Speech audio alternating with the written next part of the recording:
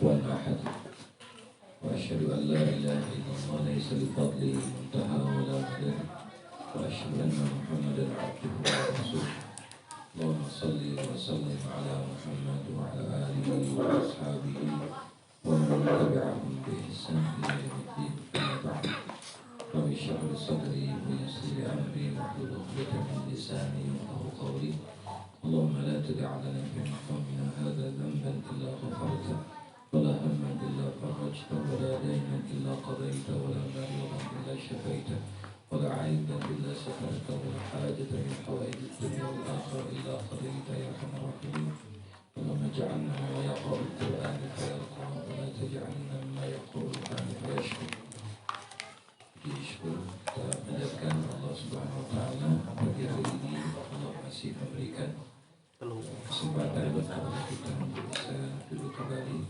di sini.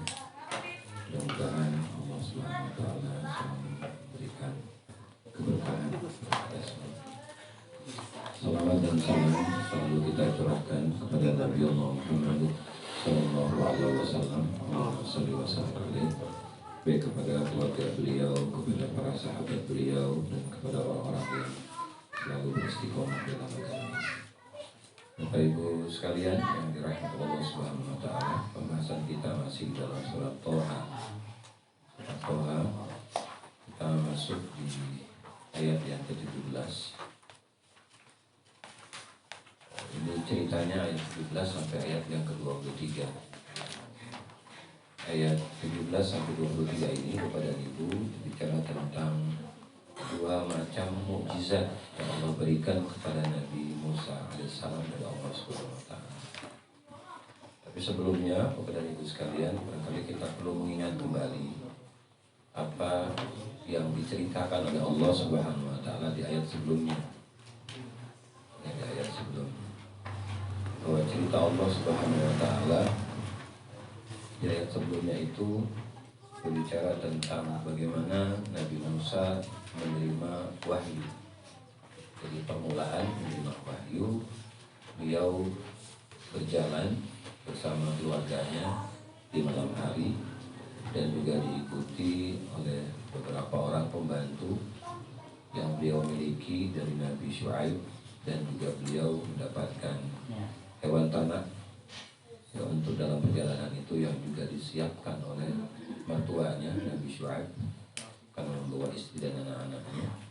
Tetapi dalam pertengahan jalan beliau dalam keadaan keluarga tersesat.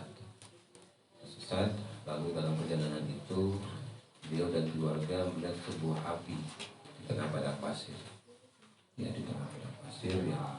Setelah itu Nabi Musa mencoba untuk mendekati. Ada apa di balik api itu?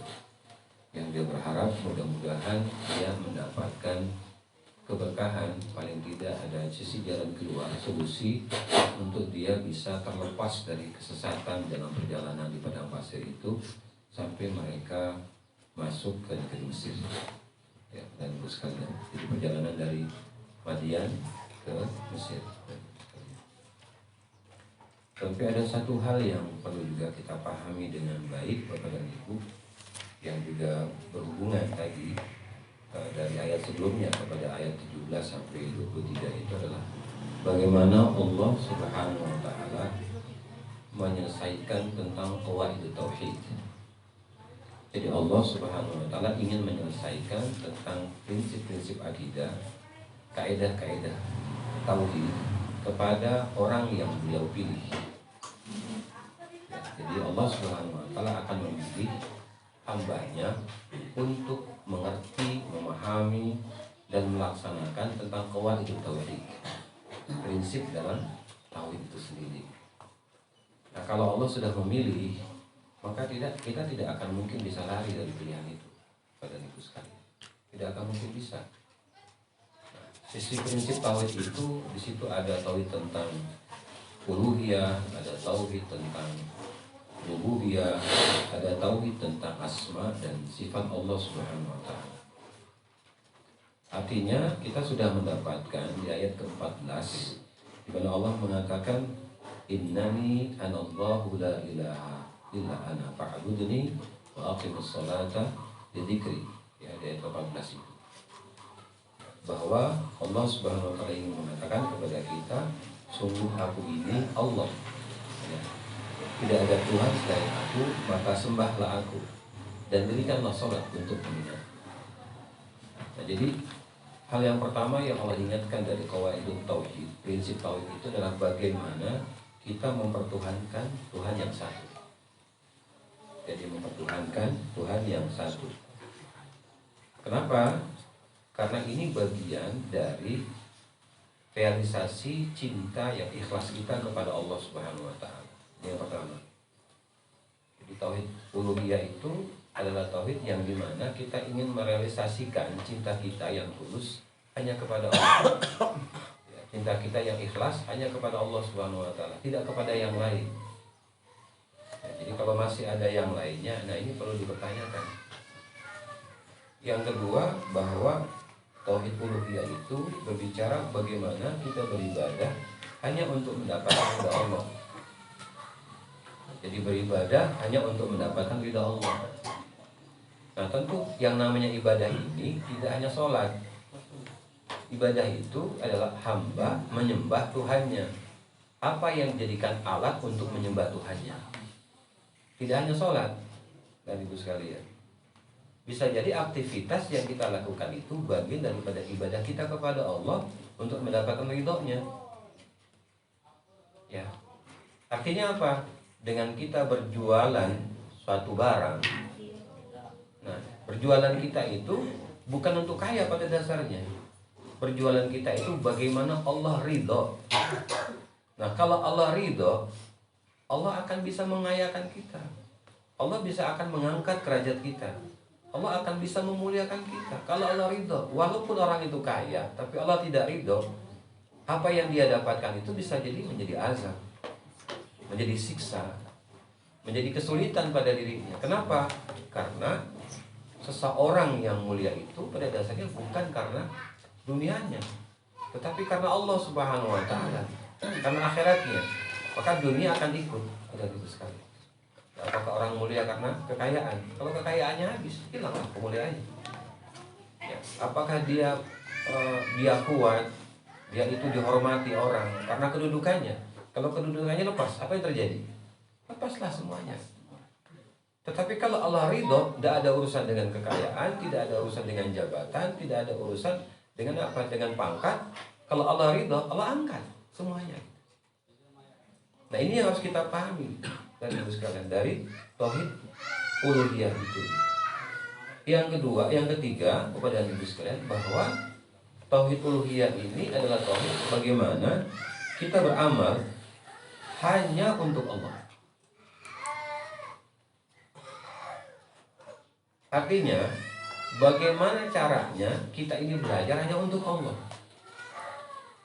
Sehingga nanti kita akan mendapatkan penjelasan di ayat ini. Jangan sampai niat kita ini berubah ketika kita belajar. Apa berubah? Main HP.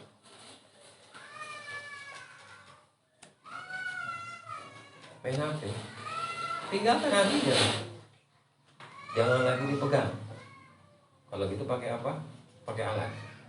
Biar nggak kelihatan dipegang.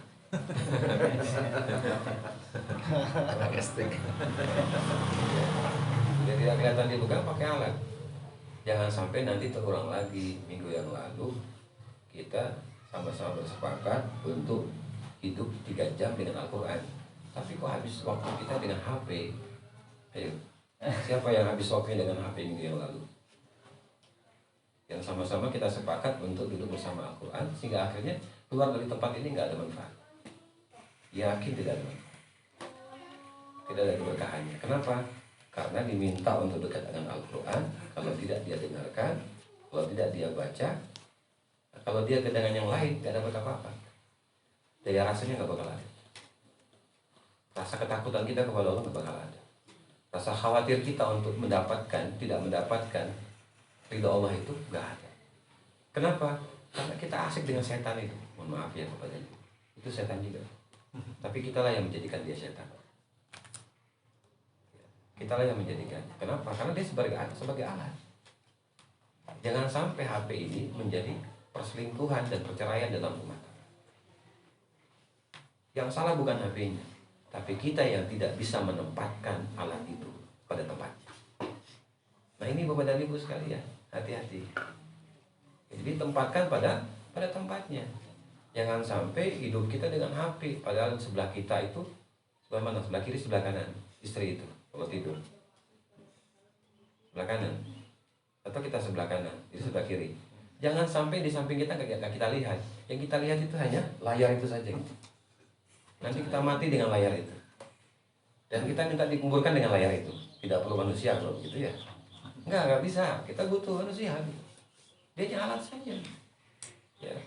Bukan main ya kekhawatiran kita dan ketakutan kita ketika kota itu habis. Tapi tidak ada rasa takut kita, rasa khawatir kita kalau kita tidak memberikan nafkah kepada keluarga kita. Ini apa jadinya Bapak dan Ibu sekalian?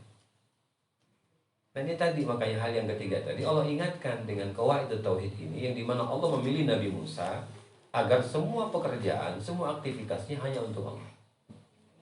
Ketiga. Yang keempat Bapak dan Ibu sekalian, bahwa beribadah hanya untuk mendapatkan tadi ridho Allah. Ya, jadi bertawakal kita, berdoa kita, semua kita harapan kita hanya untuk Allah. Ya. Nah, jadi Bapak dan Ibu yang dirahmati Allah Subhanahu wa taala, ini tentang tauhid uluhiyah. Tadi qawaidut tauhid itu. Sedangkan tauhid rububiyah, Bapak dan Ibu sekalian, tauhid rububiyah ini berbicara tentang memiliki dan menguasai. Siapa yang memiliki dan siapa yang menguasai ini semua? Apakah barang mati bisa hidup? Apakah barang mati bisa hidup? Ini buktinya. Ini kan barang mati. Kok bisa hidup? Kok bisa hidup? Allah. Apakah si tongkat bisa berubah? Bisa. Bisa. Cerita apa? Nah ini yang kita ceritakan. Apakah motor itu bisa hidup? Mana yang lebih berkah? Motornya atau orangnya? Orang. Motornya atau orang yang lebih berkah? Orang. Apakah motor bisa berubah? Dengan sendirinya dia berubah? Gak bakal bisa. Yang berubah siapa? Nah, akhirnya apa? Bannya dirubah jadi ban sepeda. Ya kan? Apalagi knalpotnya dibikin knalpotnya mobil, truk. Dia bisa berubah. Tapi perubahannya itu kalau manusia yang merubah rusak. Kalau Allah yang merubah rusak atau baik badannya? Baik. Tergantung bagaimana si manusia tadi melakukannya pada manusia. Jadi jangan berpikir bahwa benda mati itu mati. Tapi bisa jadi benda mati itu hidup dan akan bisa kembali mati. Kita pada dasarnya kan mati. Coba kalau satu sosok tubuh ini tidak ada ruhnya, apa yang terjadi? Gak lama lagi kita mati. Berapa menit lagi kita bakal mati ini? Ya kan? Ya, tinggal lihat wajahnya saja kan, ini matanya sudah mulai reda redup. Ini sih nggak reda redup, biasa saja. Kita mulai kok jadi redup begini cerita. Ya kan? Makanya kenapa ketika jasad itu mati, Rasulullah mengatakan asri'u bil janazah, segera dia dikuburkan. Kalau dia segera dikuburkan, maka kenapa? Kenapa? Karena dia akan mendapatkan kebaikan. Tidak hanya kebaikan bagi si jasad, tetapi juga kebaikan bagi yang menyegerakan. Tetapi kalau ini si jasad orang soleh ini diperlambat, meninggal dia di waktu pagi, lalu dikuburkan di waktu maghrib, itu berapa waktu sholat dia melewati? Dan begitu banyak aib yang muncul pada dirinya, padahal dia sudah tidak ada nyawanya gitu. Nah ketika ini diperlambat, maka memperlambat ini berarti memberikan kejelekan kepada si jasad dan memberikan kejelekan pada orang yang hidup di atas pundaknya. Maka segerakan. Mengapa? Karena Allah Subhanahu wa taala. Mengapa? Karena beliau yang memiliki dan menguasai alam raya. Jadi salah kalau kita ini punya masalah datang kepada makhluk. Datang itu kepada Allah dulu, kepada ibu sekalian. Bagaimana datang kepada Allah? Ambil wudhu, sholat 2 rakaat. Bukan kita ketok pintu saudara kita atau kita WA saudara kita, kamu di mana? Aku nak nanyo. Enggak, datang dulu kepada Allah, ambil wudhu, salat 2 rakaat. Apa itu? Salat hajat kek, salat taubat kek, salat apa lagi? Syukur wudhu kek. Minta kepada Allah. Kenapa? Karena Allah yang memiliki dan Allah yang menguasai alam raya ini. Sedangkan manusia yang kita minta tolong, dia lagi yang datang, aku juga pusing dulu. Pembahasannya masalah duit, aku juga tidak punya duit. Ayo kan? Kan jauh beda kita ini. Hanya beda tampang aja sama pakaian. Ya kan? Ya barangkali pakainya bagus, belum tentu punya duit. Pakainya jelek, barangkali dia punya duit. Atau sudah jelek, sudah tidak bagus, nggak punya duit. Atau pinjam galau, bagus galaunya tapi pinjam. HP pinjam, motor pinjam, bini pinjam. Pinjam sama mertua maksudnya. Untuk mertua kita masih baik-baik, sabar sama dia. Sabarlah aku sama anak menantu. Kenapa? Jadi pinjamin galau. Masih juga tidak bersemangat untuk berusaha. Nah, jadi Bapak dan Ibu yang rahmat Allah SWT, bahwa tauhid rububiyah ini adalah tauhid di mana Allah memiliki dan menguasai alam raya. Yang kedua, tauhid rububiyah ini berbicara tentang Allah yang mengabulkan permohonan hamba. Ya, apabila hamba itu meminta. Dan Allah pun yang berhak menolak permintaan hamba. Ada di antara kita yang minta sampai hari ini belum dikabulkan. Nah itu hak Allah.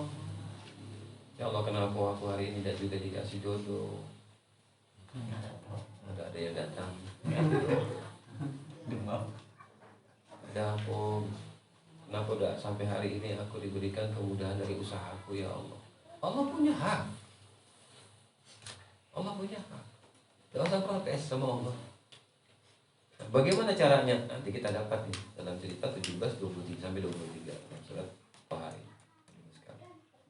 Yang ketiga, bahwa Allah itu menguasai segala urusan makhluk. Jadi Allah menguasai segala urusan dan hajat makhluknya. Allah tahu. Nah, kita pernah belajar dari doanya Nabi Ayub alaihissalam. Masih ingat doa Nabi Ayub? Doa orang yang sakit fisik dan mental. Apa doanya?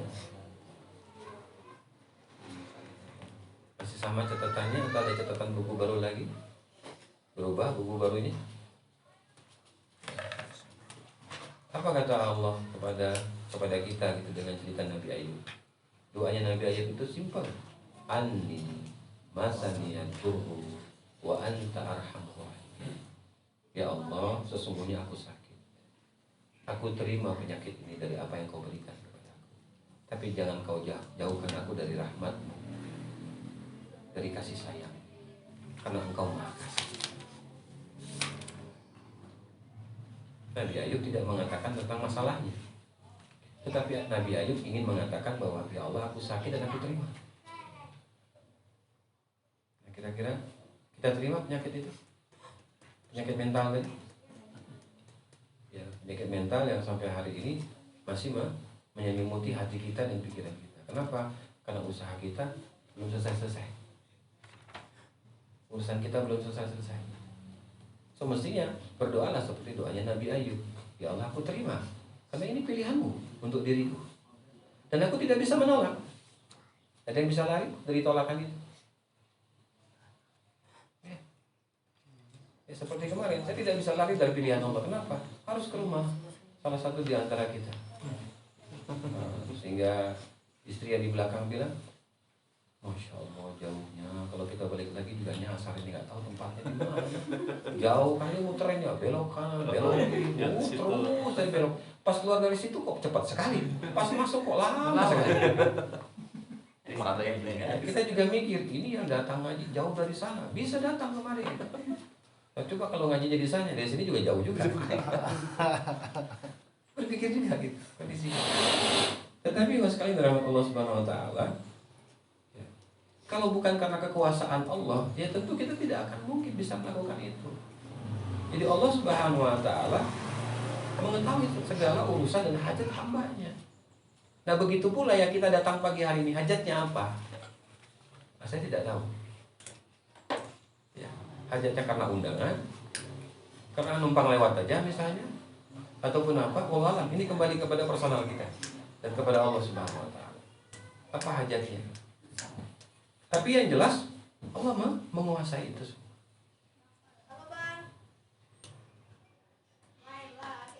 Lalu kepada ibu yang dirahmati Allah Subhanahu wa taala, yang perlu juga kita pahami bahwa Allah Subhanahu wa taala itu adalah yang menciptakan segala sesuatu. Yang menciptakan segala sesuatu. Menciptakan masalah kita, menciptakan untuk pasangan kita, menciptakan pula keinginan-keinginan kita. Jadi semua yang terjadi, semua yang tercipta itu bukan semata-mata karena kita, tetapi karena Allah. Nah inilah yang semestinya menjadi kenyamanan di dalam diri kita. Hati ini menjadi tenang, hati ini menjadi damai. Kenapa? Karena akan ada saatnya masalah itu Allah selesaikan. Tapi apa yang harusnya kita lakukan untuk supaya Allah menyelesaikan masalah kita? Karena semua cerita yang ada di dalam Al-Quran itu semuanya panjang waktunya penyelesaiannya. Penyelesaian Nabi Nuh berapa lama?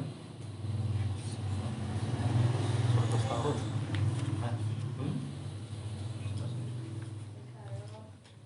1000 kurang 50 tahun.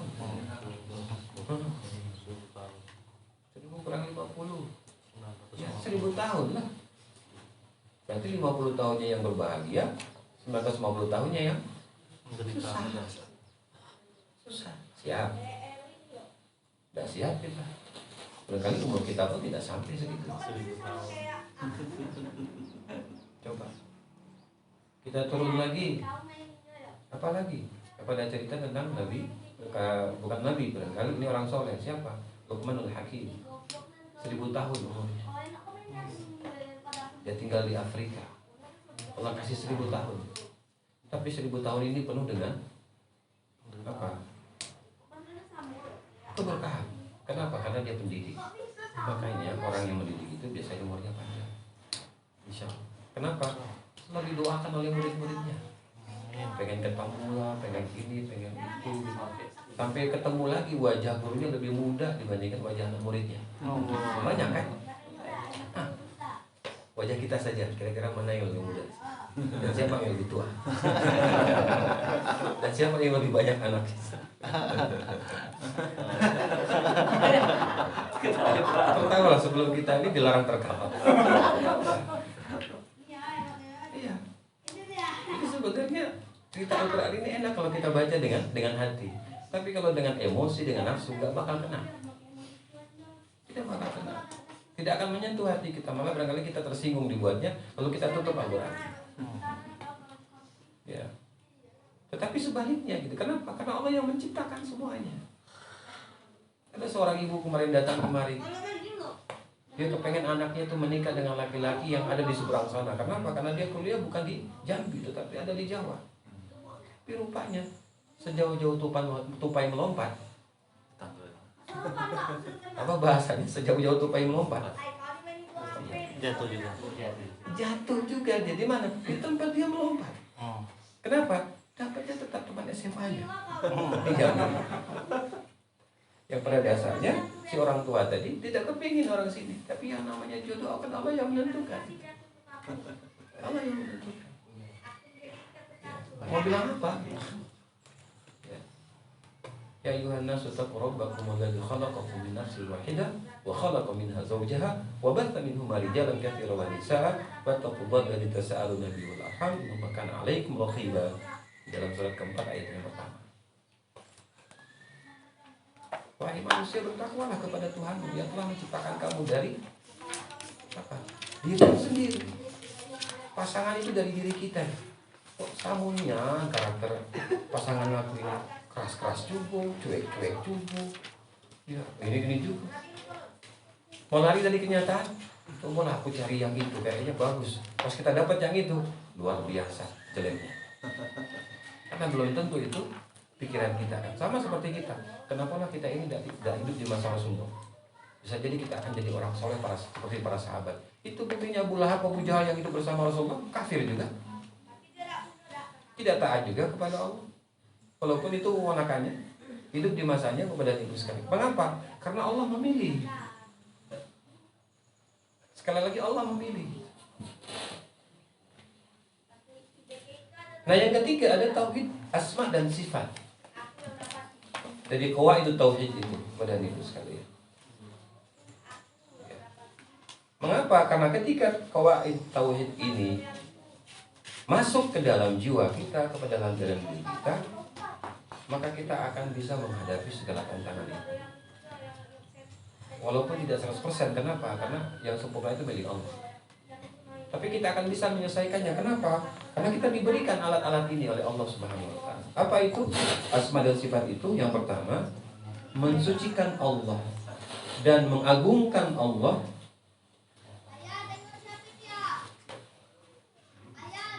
tanpa menyamai dengan makhluk. Jadi bagaimana kita mensucikan Allah dan mengagungkan Allah tanpa menyamai dengan makhluknya. Jadi jangan sampai gitu. Makanya salah satu kehusyuan kita di dalam sholat itu, jangan sampai HP itu menjadi Tuhan. Apakah ketika HP itu kita matikan sesaat karena kita sholat, lalu rezeki kita tidak akan lancar, kita tidak akan dapat jatah? Karena memang sudah rezekinya, Allah pilih rezeki itu untuk kita. Subhanallah, dapat kita. Walaupun sudah di depan mata, apa yang terjadi?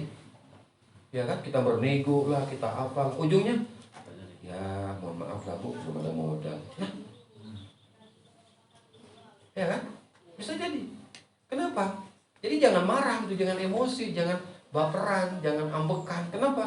Karena memang belum Allah pilih orang itu untuk apa? Untuk mendengar, tidak hanya mendengar, mencoba untuk menerima dan melakukan seperti apa yang kita inginkan. Mengapa? Karena ini sudah diatur.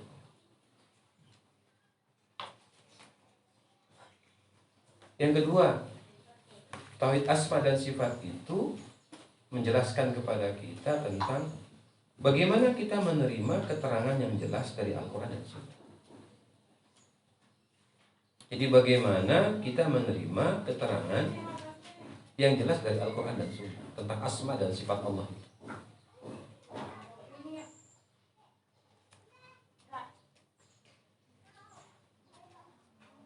Ya, kita lihat kalau kita membaca di dalam surat ke-59 ayat yang ke-22 sampai ayat yang ke-24.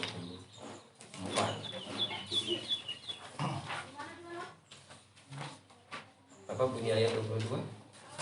Dialah Allah, tidak ada Wallahu la ilaha illahu yang baik dan yang nyata, dialah yang masih penyayang. Jadi ayat ke-22 sampai 24 itu menggambarkan tentang asma dan sifat Allah. Ini salah satu bagian daripada ayat-ayat yang dibaca di pagi dan di sore hari. Ayat ini dari mulai ayat ke-18 sampai ayat yang ke-24. Ya kan, wallahu la ilaha illahu. Apa di situ? Teruskan ayatnya. Wallahu la ilaha illahu. Wallahu Malikul Qudus Salamul Mu'minul Muhaiminul Azizul Jabbarul Mutakabbir Subhanallah amma yusyrikun. Kita naik ke atas 22 sampai 24. Ya. 22 apa bunyinya?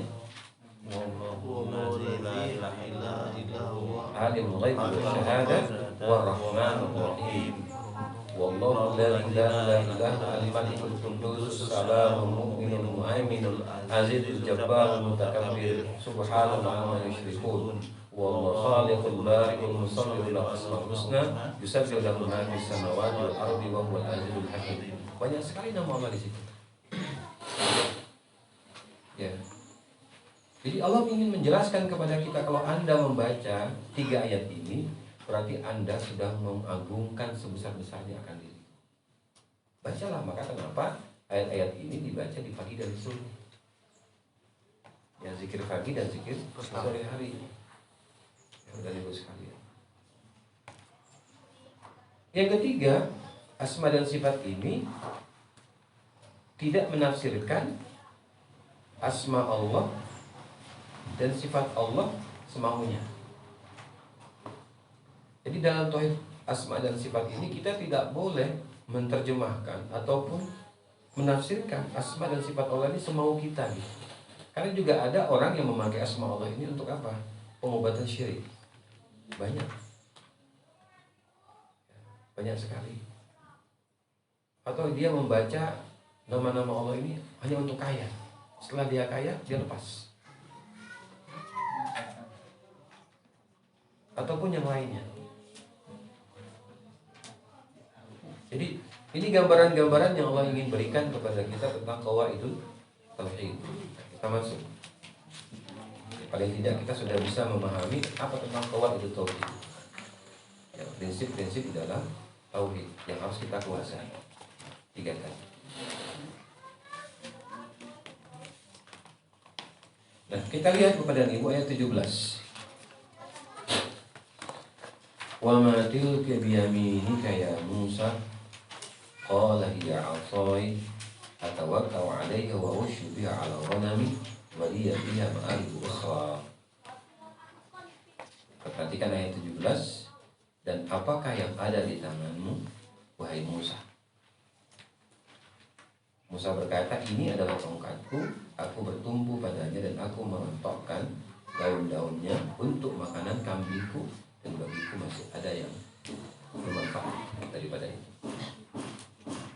Nah, sebelum kita masuk Bapak dan Ibu ke pembahasan ayat 17 ini,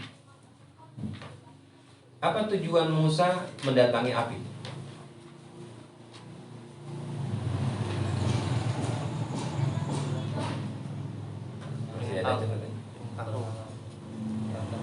Dia berharap apa? Ada bantuan. Ada bantuan. Dari siapa? Dari Allah. Manusia kan? Dari manusia. Manusia dia pikir manusia. Ya. Kenapa? Karena dengan cahaya itu dia akan bisa berjalan di waktu gelap. Tetapi apa yang terjadi ketika beliau sampai ke api itu? Apa yang terjadi di sini? Allah memanggil. Di mana Allah Subhanahu wa taala memanggil Nabi Musa. Nah, kalau seseorang itu mendapati masalah, kira-kira masalah sebelumnya dia ingat nggak?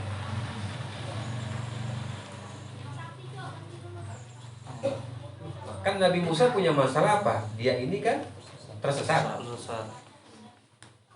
Sehingga dia membutuhkan orang atau membutuhkan alat untuk apa? Untuk mengarahkan mereka ini untuk bisa sampai ke Mesir. Tetapi apa yang terjadi ketika Nabi Musa ini mendapatkan masalah baru? Kira-kira masalah lama dia ingat? Jadi seseorang itu apabila dia mendapati satu masalah yang sebelumnya dia juga punya masalah, maka masalah sebelumnya akan terlupakan dengan masalah yang baru. Maka Mufassir mengatakan nasiya nafsahu wa nasiya ma ja'a min ajlihi. Nasiya nafsahu wa nasiya ma ja'a min ajlihi. Artinya, teman sekalian, lupa dengan dirinya dan lupa dengan tujuan yang akan dia lakukan. Tujuan dia ke api itu, mudah-mudahan dia dapat api untuk apa? Dia bawa ke keluarganya sehingga dia pakai untuk berjalan. Yang kedua, mudah-mudahan di api itu ada manusianya sehingga dia bertanya kepada mereka, mana jalan untuk menuju Mesir dari Madian. Rupanya di api itu dia tidak mendapati siapapun kecuali hanya api saja. Lalu dari balik api itu suara muncul memanggil dirinya, ya Musa. Ya, memanggil dirinya. Sehingga dia lupa nasiya nafsa wa nasiya ma ja'a min ajli. Sama seperti kita. Bisa jadi ketika kita datang kemari, niatnya mau belajar. Sampai sini bisa lupa? Hati-hati. Hati-hati. Padahal ketika kita belajar itu, apa kata Allah SWT di dalam surat ke-59 ayat 11?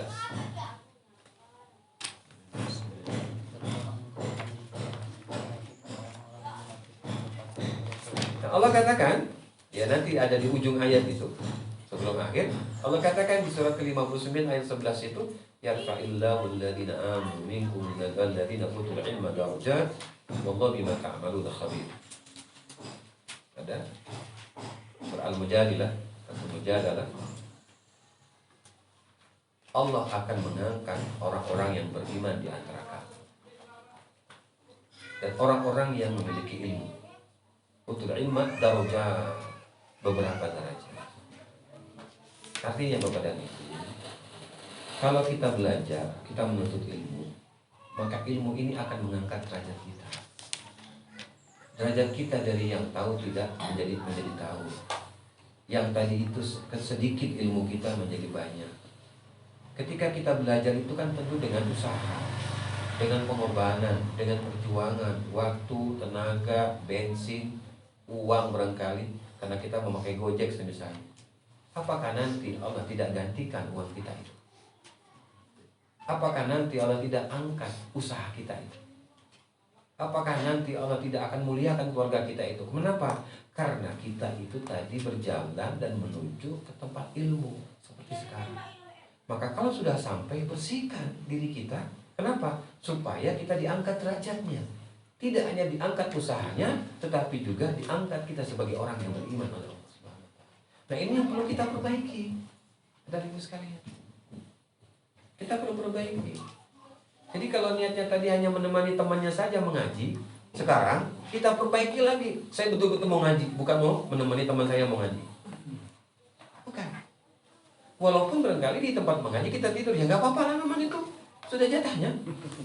Ya, setelah mengaji, nggak ada lagi lah udah. Kita pulang. Kita bakal ngantuk sampai rumah juga nggak bakal ngantuk kok. Nggak bakal. Gitu ya. Ya, nggak bakal. Tapi niat kita tadi kan bukan mau tidur di sini kan, bukan dari rumah, mau ngaji. Tapi ketika ngaji, sudah mulai itu macam-macam. Sudah mulai macam-macam. Yang penting manasya nafsahu wa manasya min ajli. Maja'a min ajli. Jangan sampai dia lupa dengan dirinya, jangan sampai dia lupa dengan apa? Dengan apa yang nanti datang di hadapan. Gak apa-apa aku tidur, yang penting kan itu rekaman ado. Udah berubah niatnya. Dan ini dirasakan oleh Nabi Musa.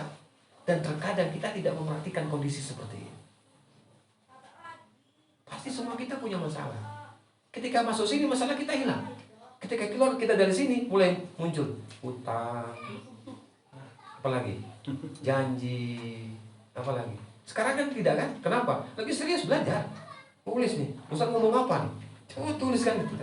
Cepat kita menulisnya, walaupun tulisannya panjang ke kanan atau panjang ke kiri, atau panjang ke atas. Serah. Ya terserah lah. Itu kondisi gitu. Tapi tadi kita sampai lupa. Kenapa? Karena tadi kita sedang fokus dengan masalah itu. Nah, seperti Nabi Musa juga sama. Dia lupa dengan keluarganya, dia lupa tujuannya, sehingga otomatis ini panjang atau pendek pertemuannya dengan Allah? Panjang. Panjang. Kira-kira yang tadi ditinggal bagaimana omongannya? Pernah kita rasakan kayak begitu? Ada seseorang yang barangkali keluar sana, apakah mencari makanan ataupun apa, tapi lama sekali. Apa komentar kita? Beli di mana? Lama nih ya. Coba kalau kita yang pergi, apa yang terjadi? Sama baik. Sama baik. Sama. Enggak jauh beda gitu. Ada prasangka. Untungnya di sini tidak diceritakan tentang keluarga yang ditinggalkan. Tidak. Yang diceritakan hanya Nabi Musa bersama Allah Subhanahu wa Ta'ala. Nah, jadi ini kaidahnya bahwa ketika kita punya masalah, lalu datang lagi masalah berikutnya, maka masalah yang lama terlupakan sementara. Ya, akan muncul masalah yang baru. Kenapa? Fokus. Kenapa fokus? Yang kedua, lihat tadi dzalika sautu alladhi yatalaqahu. Kenapa? Karena ini terjadi pada Nabi Musa, karena Nabi Musa mengikuti suara yang dia dengar. Bisa jadi suara hatinya, perasaannya. Kalau aku tahu kayak begini, aku mati. Tapi kita lupa yang main di sana. Terus bergulat, berperang di dalam jiwa kita ini. Kenapa? Karena pembicaraan yang tadi tidak nampak bentuknya. Iya kan? Kan nggak nampak bentuknya. Tapi dari dalam berperang. Bukan main. Terjadi. Dan ini pun juga terjadi pada Nabi Musa, pada ibu sekalian. Yang ketiga, liyasma'ut taujihu al-qudsi. Karena ketika itu Nabi Musa mendengarkan arahan yang suci yang ada di hadapannya. Kayak sekarang nih, ada arahan yang suci dari Allah SWT. Bukan saya, bukan. Ini dari Allah, saya yang menyampaikan. Apa yang terjadi? Serius? Saking seriusnya? Antum. Serius kita, karena kue belum datang dan belum nampak di belakang. Gila belum nampak. Gila. Allah nampak. Tambah lagi cuacanya agak enak lah. Mendung-mendung. Ya.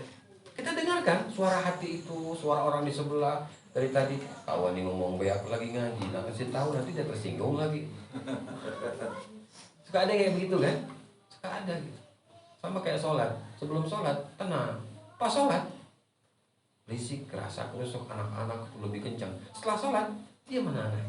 Atau dia pergi dari dalam? Pergi. Ada saja. Seperti itu ada saja gitu. Jadi halangan. Ya, kita sedang mengaji, anak kita barangkali ganggu. Wah, naik ke punggung atau apalah. Setelah kita berhenti mengaji, biasanya dia duduk main sendiri. Ada ibu sekalian.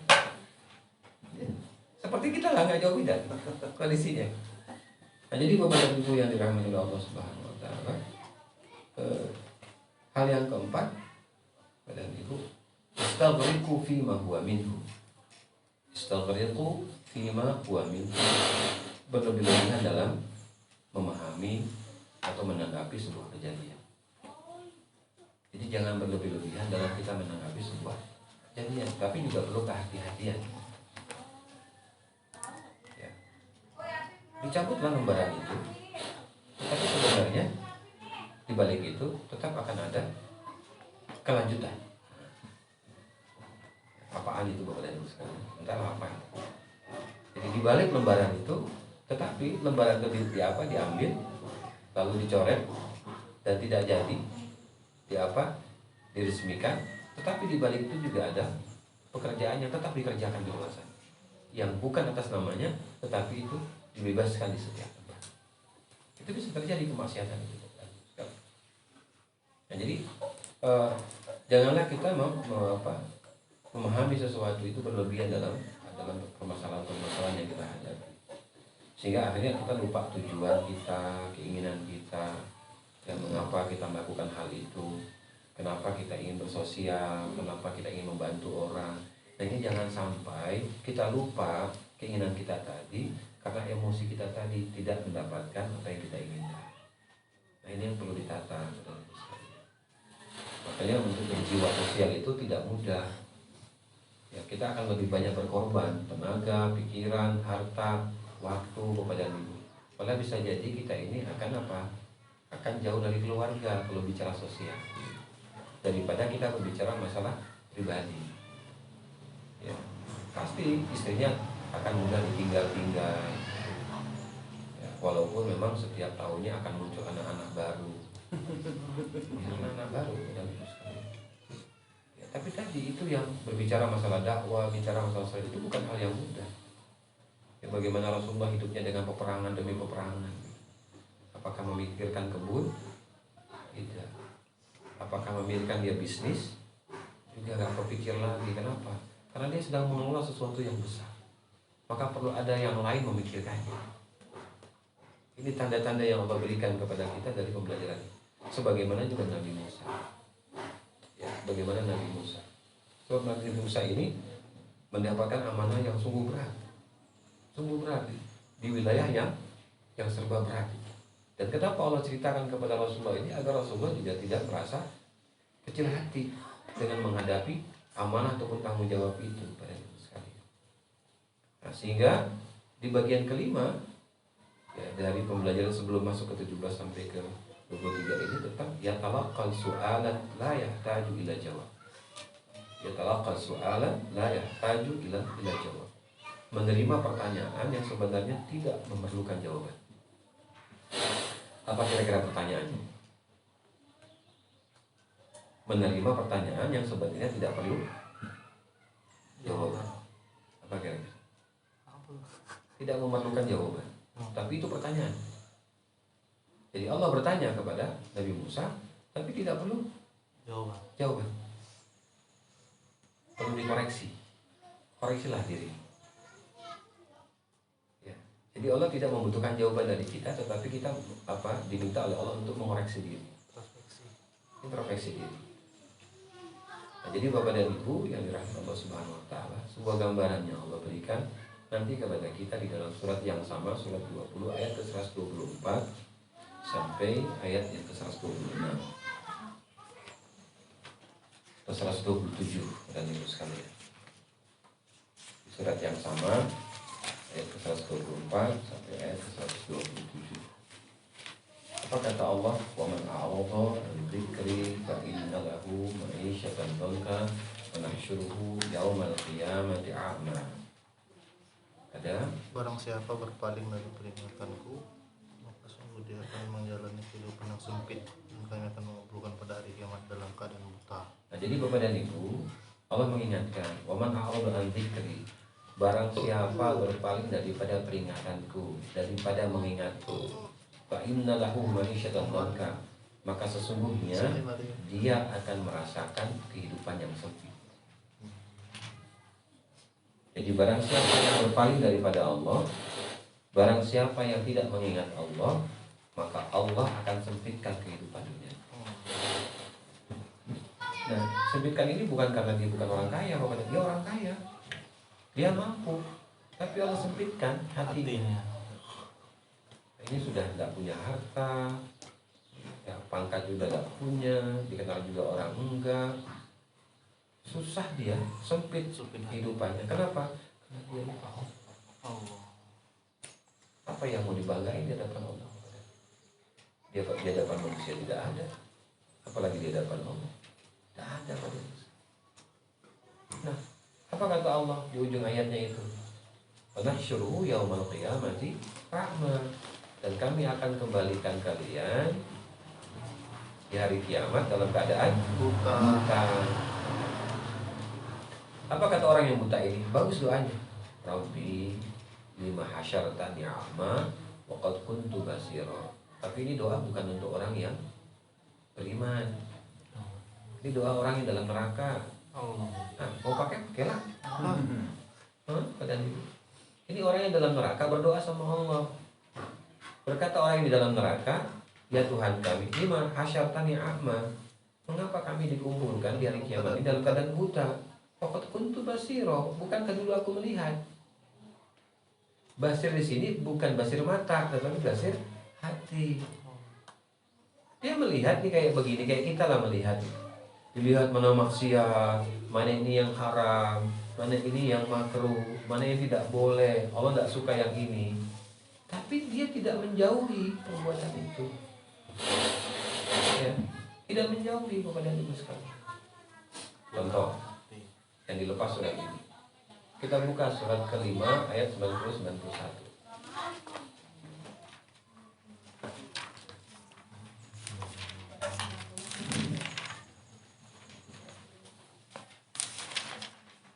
Surat kelima ayat 90-91. Sebelah kanan atas. Ya ayyuhalladzina amanu innamal khamru wal maisiru wal ansabu wal azlam rizqun min amri syaitan. Terus kalimatnya, Wahai orang-orang yang beriman, sesungguhnya minuman keras, berjudi, berkorban untuk berhala, dan mengundi nasib dengan anak-anak panah adalah perbuatan keji dan termasuk perbuatan setan. Maka jadilah perbuatan-perbuatan itu berkamu. kalimatnya fajtanibu la'allakum Tuflihun. tuflihun. Jauhi, jangan dekati, dekat aja nggak boleh, jauhi.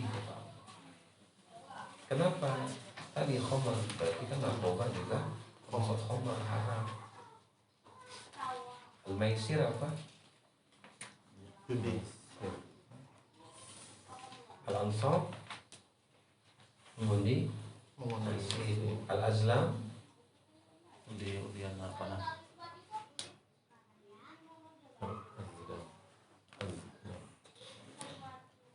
Ya. Ini perbuatan siapa? Setan. Kata siapa? Yang mana? Termasuk perbuatan setan. Apa tugasnya setan dengan 4 hal ini? Ayat 91. Menimbulkan permusuhan dan kebencian. Itulah. Makanya kita benci sesama orang yang sholat, walaupun sholatnya ada masalah. Itulah kerjaan setan. Susahnya barangkali kita yang jadi setan. Kalau setannya sudah jelas kerjaannya memang seperti itu, tapi ada manusia Kerjanya seperti setan. kira-kira dia beriman nggak sama Allah? Kalau manusia ini beriman nggak sama Allah? Jangan jawabannya Allah alam bisawab. Udah jelas kan kalimat ujungnya di ayat 90, fajtanibu la'allakum tuflihun. Jauhi, tinggalkan. Kalau tidak ditinggalkan beriman nggak? Tidak. Tidak beriman. Maka orang yang tidak beriman tidak yakin sama Allah. Orang yang tidak beriman tidak takut kepada Allah. Orang yang beriman, orang yang tidak beriman tidak yakin dengan kiamat. Maka kalimatnya ya ayyuhalladzina amanu. Beda di ayat ketiga surat yang sama. Coba kita lihat. Di surat yang sama, bagaimana awalnya ayat itu? Ayat yang ketiga. Diharamkan bagimu memakan Ada kalimatnya ya ayyuhalladzina amanu? Gak ada. Berarti yang sering melakukan perbuatan 4 itu siapa? setan. Ya, manusia lah. Siapa? Manusia bagaimana? Tidak beriman. Tidak beriman. Walaupun dia sholat, tapi sebenarnya dia tidak beriman. Kenapa? Karena masih menghalalkan yang haram, yang Allah haramkan. Sudah jelas itu haram dari Allah. Allah sudah mengharamkannya, bukan manusia yang mengharamkannya. Allah yang mengharamkannya. Kok dihalalkan? Kok dihalalkan? Dari mana penghalalannya? Darurat? Darurat nggak Bapak Dadi? Tidak. Ini tidak ada darurat di sini. Nah ini yang harus kita pahami dari ayat itu. Ayat ketiga tidak ada kalimat ya ayyuhalladzina amanu, langsung mengharamkan kan? Apa yang diharamkan? Panjang sekali itu ayatnya. Bangkai, darah, daging babi, dan tidak Yang dipukul, yang jatuh kan? Iya. Hati-hati tuh. Kan kita khawatir juga sama ayam yang di Daging ekspor tuh di toko sapi. Iya, kita nggak tahu. Termasuk yang kita beli di pasar. Itu ayam itu benar gak dia? Pemotongannya, lalu bagaimana pembersihannya? Apakah ketika dia dipotong dia dibiarkan mati dulu atau langsung masuk ke mesin? Biasa lempar ke mesin. Ini yang kita khawatir. Berarti selama ini kita memakan yang haram kalau begitu. Alhamdulillah, ya Allah. Tapi kalau kita adakan usaha apa ayam yang Islami, biasanya nggak lama, bangkrut ya. Kenapa bangkrut? Kelamuan nunggunya. Itulah kita sekarang. Pada orang tua kita dulu tuh ya, kalau beli ayam bukan ayam mati tapi ayam hidup, potong sendiri. Tahu jelas dia motongnya pakai apa, bisanya bagaimana, matinya bagaimana. Walaupun memang capek, harus nyabut. Itulah proses keberkahannya sebenarnya. Karena kita akan dapati di sini. Ya, kita akan dapati di sini kondisinya. Jelas sekali. Baik, kita kembali lagi. Ada ayat ke 124 sampai 127. Ada apa di ayat ke-26? Qala kadzalika atatka ayatuna fanasitaha wa kadzalika yaumul hisab. Allah berfirman, bukankah aku telah mendatangkan kepada kalian ayat-ayatku, fanasitaha, tetapi kalian melupakan, kalian tidak menggubrisnya. Apa ayat-ayat itu? Inilah tanda-tandanya. ini tidak boleh, kenapa kalian kerjakan? Nah, ini bakal membawa kemudorotan kepada kemaksiatan, kenapa kalian ikuti? Kenapa kalian menjadi temannya? Berteman boleh tapi ada batasannya, jangan berlebihan dalam berteman. Ya. Tapi kalau berteman sama orang soleh boleh nggak? Oh, boleh, ya harus itu. Harus, kenapa? Ya kita berteman lihat wajahnya dia saja kita sudah tertidur.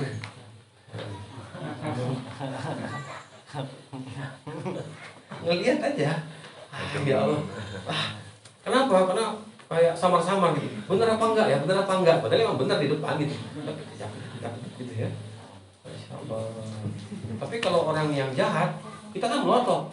Bener nggak nih orang? Melotot. Kenapa? Karena perbuatannya kita pada dasarnya nggak suka. Ya kan? Jadi sampai dekat kita melihatnya gitu. Takut kabur. Tapi kalau orang soleh itu, oh iya dia orang soleh. Ya, duduk aja dapat, lihat aja dapat, ya sudah, dia pergi nggak ketahuan. Sejuk aja. Ya tentu sekali ya. Ya. Kenapa? Karena duduk sama orang soleh itu ya dapat menyelesaikan masalah. Apa? Masalah yang di kepala ketika itu jadi selesai. Setelah selesai, Ngantuk. mulai lagi masalah baru. Kenapa? Wah ini dapat dalilnya, repot ini tantangannya. Karena sudah dapat jawabannya masalahnya. Kalau tadi belum gitu. Sekali. Jadi Allah sudah berikan di ayat 126 ini. Coba kita perhatikan sampai ujung ayatnya. Ya, Allah, aku sudah datangkan kepada kalian ayat-ayatku, pelajaran kepada kalian, tanda-tanda yang aku berikan kepada kalian di dunia ini. Tapi kalian lupakan. Wa kadzalikal yauma tunsa. Maka demikian pula di hari kiamat ini aku melupakan kalian. Mau kemana kita lagi? Mau kepada siapa kita minta tolong kepada dia? Kalau Allah saja sudah pura-pura lupa dengan kita. Bukan Allah lupa sebenarnya, tapi pura-pura. Kenapa? Karena kita dulu di dunia juga lupa. Bukan pura-pura lagi, memang lupa. Sengaja kita melupakan Allah.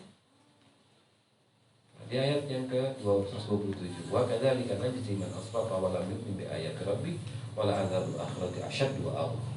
Yang demikian itu Allah membalas orang-orang yang melampaui batas dan tidak beriman terhadap ayat-ayat Tuhannya, maka azab di akhirat itu asyaddu wa aqwa. Ya Allah, keras dan kekal. Mencoba. Cukuplah panas kemarin. Satu hari itu saja, Masya Allah. Panas. Sampai harus mampir dulu ke rumah yang lantainya itu agak adem gitu dibandingkan kipasnya. Ademan lantainya daripada kipasnya. Enak rupanya. Pantesan aja yang lain pada datang ke situ kali ya. Jauh-jauh pun didatangin juga. Kenapa? Ya karena ada itu es jeruknya itu. Telurnya. Pempek. Jauh tapi rupanya itu yang diidam-idamkan. Kalau tahu kayak begini kan rumah lain kan hanya pakai aki 8, pakai tigo gitu ya. Itu pakai es rupanya semua gitu. Tapi barangkali itulah yang bisa membahagiakan saudaranya tadi yang seakan-akan dia tidak sendirian hidupnya. Jadi Bapak dan Ibu yang dirahmati Allah Subhanahu wa taala, kita kembali. Ini belum sampai ke ayat 17. Masih memulai, kita memulai ayat 17 sampai 23. Waktu kita masih jam 5 lewat. Nah, jadi Bapak dan Ibu kita masuk di posisi ayat 17. Ya, ayat 17 18. Wa ma tilka bi yaminika ya Musa qala ya 'asai atawakkal 'alaiha wa ushu biha 'ala ghanami wa liya fiha ma'arib ukhra. Apa yang kita dapat dari dua ayat ini?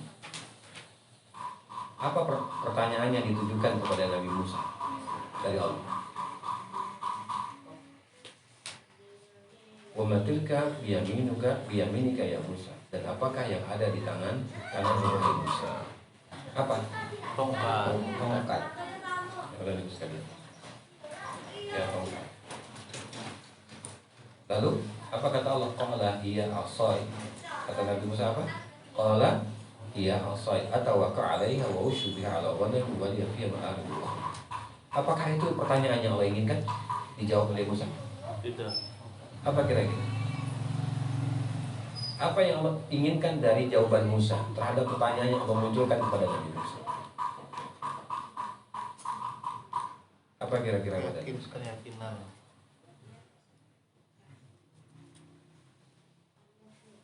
Jadi pertanyaan Allah itu bukan seperti apa yang dijawab oleh Nabi Musa, bukan. Kan Nabi Musa mengatakan bahwa atawakka'u 'alaiha wa ushru biha 'ala ghanami wa liya fi ma'arib ukhra. Dia jadikan tongkat itu, ya Allah, di tangan kananku ada tongkat. Ya. Dan tongkat ini aku gunakan untuk apa? Bertumpu. Daun. Ya, satu. Yang kedua, untuk memukul daun ataupun buah misalnya.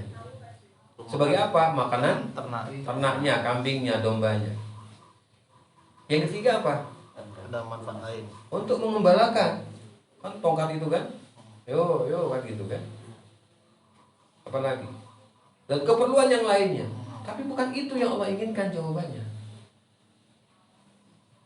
Jadi bukan tongkatnya Bapak dan Ibu sekalian. Apa yang ada di tangannya. Setiap apa yang ada di tangannya, maka dia akan membawa kemujizatan. Apa yang ada di tangannya membawa kemujizatan.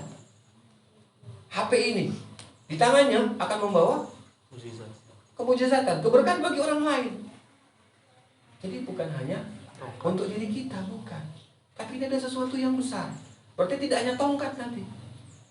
Apa yang ada di tangannya? Jadi salah satu kemujizatan Nabi Musa itu, apa yang ada di tangannya akan membawa berkah, termasuk tongkat tadi. Maka mintalah kepada Allah agar setiap apa yang ada di tangan kita ini berkah. Berkah. Amin. Jadi bukan tongkatnya, tangannya ini. Dengan tangan ini memegang motor. Motornya apa? Membawa madu, membawa beras, membawa apa lagi? Ini dengan tangannya. Itu dari motor. Kalau dia tangannya megang setir mobil, sama. Lebih banyak lagi yang dia bawa. Orangnya juga lebih banyak. Berasnya lebih banyak. Ya. Pendapatannya juga lebih banyak, jalannya lebih jauh lagi kan gitu. Kenapa? Karena tangannya memegang setir mobil, setirnya saja, mobilnya tidak.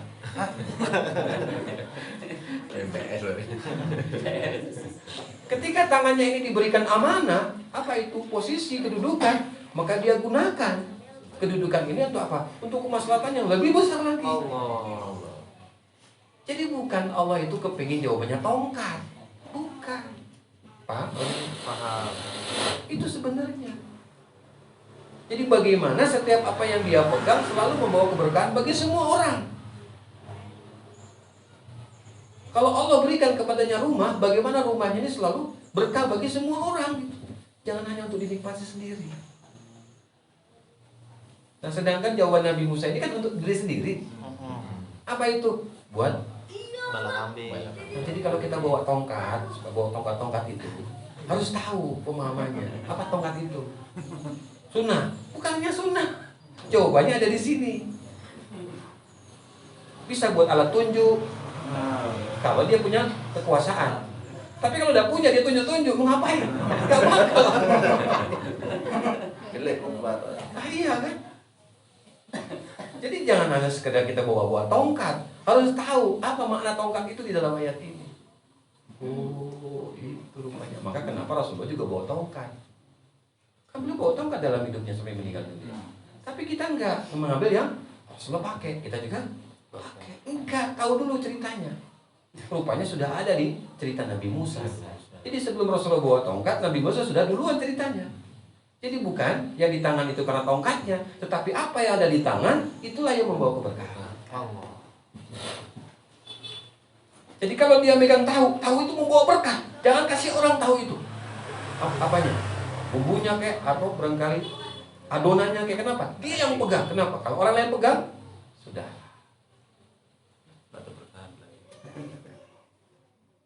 Bangkrut. Runtuh. Kenapa? Karena beda. Sebab kalau kita pegang pakai ayat kursi, kita adon pakai ayat kursi, kita masukkan ke tempatnya pakai ayat kursi, kita letakkan pakai ayat kursi, kita jualkan pakai ayat kursi, sampai sudah didapat ayat kursi, tapi jangan di depan orang yang beli.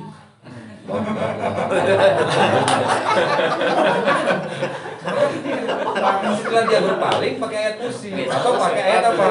Hasbiyallahu la ilaha illallah alaihi tawakkaltu wa huwa rabbul arsyil azim. Kalau yang khusus di dalam surat ke-9 ayat ke-129. Tapi setelah dia berpaling, kenapa? Karena Engkau ya Allah yang telah mendatangkan dia untuk bisa membeli barangku, untuk bisa menikmati apa yang aku punya, supaya hatinya itu bisa menyatu dengan diriku ya Allah. Itu kan Engkau, bukan karena kita. Nah, tadi nyambung nggak kalau Nabi Musa itu tidak ingat lagi dengan masalah yang sebelumnya? Atau buat terakhir. Masih ingat? Kira-kira nyambung nggak? Kenapa Nabi Musa tidak nyambung dengan tujuannya? Kenapa tidak nyambung? Karena dia disuruh berpikir.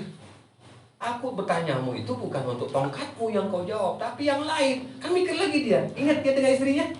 Udah. Nah, makanya kita suka gak ingat sama istri kita.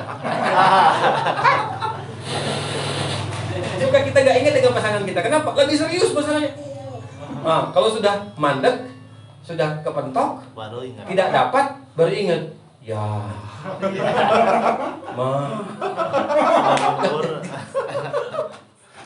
itu kan? Ya. Itu kan terbukti. Ya Allah. Itu yang kadang-kadang kita tidak memperhatikan. Sudah sering terjadi. Itu namanya mukjizat dari Allah.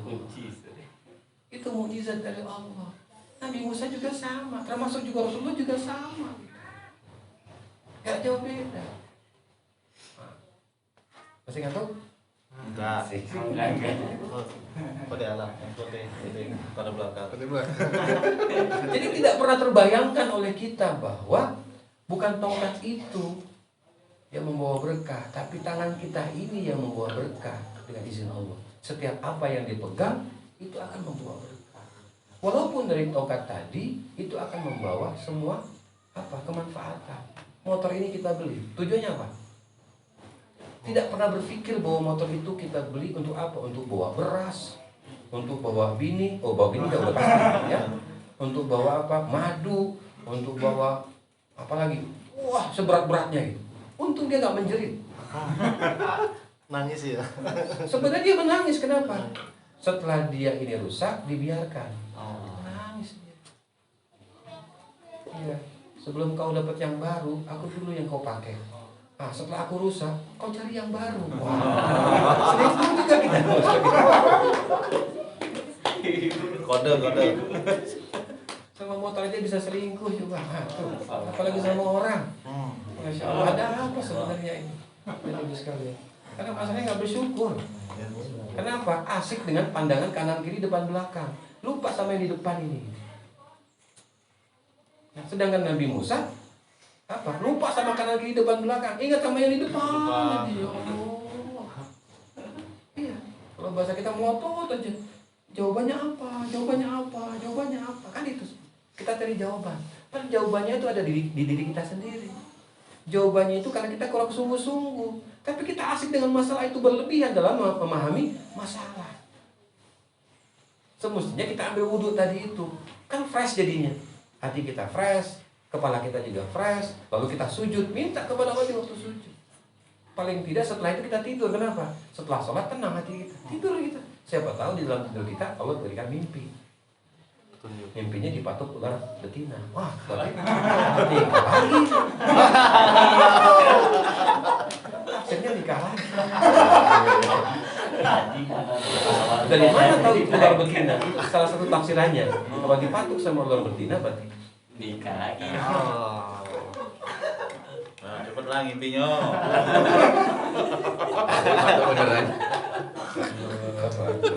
Maaf ya Bu, aduh ini. Jangan nih ular itu jantan. Oh, berarti berantem dia punya orang yang diambil ya. Kayak gini. Nah, jadi Bapak dan Ibu yang dirahmati Allah Subhanahu wa taala, kita lihat di sini gitu. Yang Allah gambarkan kepada kita. Ayat 17 18. Maka nanti di ayat 19 20 Bapak dan Ibu kita lihat qala alqiha ya Musa fa'alqaha fa idza hiya hayyatun tas'a. Allah berfirman, lemparkanlah wahai Musa tongkat itu. Kalau Musa melemparkannya tongkat itu, maka tiba-tiba ia menjadi seekor ular yang merayap dan dengan cepat. Kira-kira apa yang dirasakan oleh Nabi Musa ketika itu terjadi? Kejut. Terkejut. Lalu apakah Nabi Musa lari tadi keterkejutan itu? Enggak, disuruh jangan takut. Nah di sini tidak Nah, tidak dimunculkan. Berbeda dengan cerita Rasulullah ketika kedatangan malaikat Jibril. Jibril. Dia berpaling, dia lari, dia demam. Ada ketakutan, tetapi ketakutan itu yang membawa ketenangan. Ya. Mengapa demikian, Bapak dan Ibu sekalian? Karena tadi tongkat ini Allah perintahkan untuk dilempar. Nah, ketika dilempar, Nabi Musa merasai pasti akan terjadi sesuatu dengan lemparan tongkat itu. Dan Allah jadikan memang ular itu, walaupun dia bergeser sebentar, tapi tidak lari. Kenapa? Allah tidak menjadikan hatinya untuk lari. Jangan takut. Ada orang yang dia punya masalah kecil, tapi lari dengan masalah itu. Mengapa? Karena Allah tidak inginkan. Sebab dia sendiri tidak kuat untuk menghadapi masalah itu. Tapi ada orang yang dia punya masalah besar, tapi tetap dia menjalaninya masalah besar itu. Kenapa? Karena dia juga punya keinginan untuk menyelesaikan masalah itu. Dan itu sekali. Jadi di mana Allah Subhanahu wa taala memberikan ketenangan kepada Nabi Musa. Sehingga kepada ibu yang dirahmati Allah Subhanahu wa taala, keterpukauan Nabi Musa kepada tongkat itu tidak berlebihan. Sebab ada orang yang terpukau, terpana dengan apa? Dengan benda. Pernah kita rasakan? Cincin, akhirnya apa? Semua ikut-ikutan pakai cincin. Macan. Ya, masa cincin lewat? Enggak takut lagi. Walaupun di depan kubur Cina masih banyak yang jual cincin, tidak ada lah kita nak mampir. Masih bertahan ya? Masih ada. Orangnya pun sama, yang biasa sholat di Masjid Hidayatullah. Jadi makmum dia. Sampai sekarang masih, malah tambah kurus saja dia. Kepalanya botak tuh salah satunya. Saya suka pakai peci. Tapi kalau di azan bagus suara. Tapi saya kalau isya sudah tidak masuk masjid. Hanya maghrib saja di masjid. Kadang-kadang dia bawa istrinya. Istrinya gantian untuk menjaga di waktu maghrib. Di sini. Tapi kita lihat buktinya. Kenapa? Kalau kita terpukau dengan benda, maka dia akan sesat. Tetapi semestinya kita terpukau dengan yang memiliki benda. Siapa? Allah. Kok bisa ya benda mati jadi hidup? Ya kan? Jadi hidup benda mati. Di rumah yang mati bisa juga. Tiba-tiba dia bangun gitu, goyang-goyang. Bisa. Kenapa? Yang mati bisa membangunkan yang hidup. Ketika kita terbiasa sholat tahajud, lalu waktu itu kita letih, ada saja dari benda mati itu yang Allah gerakkan. Supaya kita bangun. Kenapa? Karena Allah nggak suka kalau kita ini membiarkan waktu tahajud tadi dengan apa? Dengan dunia. Sebab kita selalu mengerjakan itu. Walaupun capek, dibangunkan dengan cara Allah. Dengan benda yang mati tadi. Apa itu? HP kita? Alarm. Alarm. Ya. Kalau kita yang tidak terbiasa, kita set itu sampai 3 kali atau 4 kali set. Jadi mulai jam 2, setengah 3, jam 3, setengah 4, atau jam 4 seperempat kan gitu kan. Setiap bunyi tet, bunyi tet gitu kan. Nah, tapi kalau kita benar, yang paling nanti di bunyi terakhir dibangunkan sama Allah. Ada orang yang sampai subuh nggak bangun-bangun. Padahal sudah dikali di 5 kali set. Besok di set lagi, kayak gitu lagi sampai 4 tahun, 5 tahun, 7 tahun. Ngeset aja tiap hari. Kira-kira dapat pahalanya ngesetnya? Dapat. Niatnya dapat. Ya, kenapa? Karena niatnya ngeset aja. Ya, merancang, menjadwalkan untuk aktivitas dirinya gitu. Sehari, seminggu, 1 bulan. Tapi tidak ada satupun yang dia set dia kerja. Dia dapat pahala dari Allah? Dapat, karena set baik. Kalau dia ngeset jelek, belum dicatat. Kalau dia dikerjakan, baru dapat dia. Tapi satu, beda dengan kebaikan. Niat puasa, niat aja puasa. Besok niat lagi puasa. Besok niat lagi puasa. Dapat niatnya? Berapa? Ya tapi jangan niat terus. Oh ini Puasa. kata lo. Oh, Penting ya. ini. Akhirnya apa? Dipakailah kaidah. Kalau ada kita datang ke rumah orang, lalu orang yang di rumah itu menyediakan makanan, maka kita makan. Walaupun puasa. Akhirnya apa? Kita cari tiap tempat yang memang menyediakan makanan kalau kita lagi puasa, supaya kita buka. Kan kalau sudah disediakan oleh tuan rumah makanan, kita kan nggak boleh nolak. Walaupun puasa harus berbuka. Kalau puasa sunnah, buka gitu. Tapi jangan juga disengaja mencari tempat itu.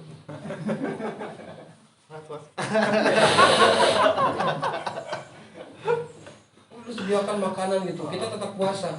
Puasanya jadi masalah karena dia sunnah. Sunnah yang utama buka di waktu itu. Walaupun sampai rumah ya nggak terlihat sama yang di rumah bahwa kita tadi sudah buka. Itu membahagiakan dia. Tapi jangan kita bilang, "Pak, puasa nih." Bohong, kalau tadi kita buka kok. Ya udah diam aja. Kalau Puasa. ditanya diam aja. Puasa, Mas. Mencurigakan.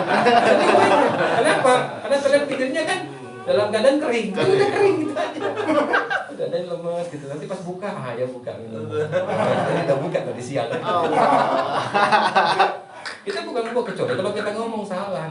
Kalau ditanya senyum aja, kenapa senyum? Enggak. Jangan jurusan dulu. Hemat. Ini jangan disebarin ya.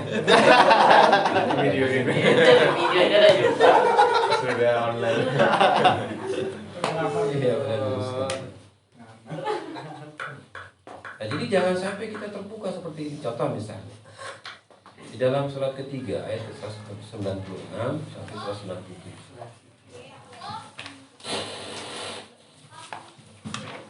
Surat Ali Imran ayat 196 sampai 197.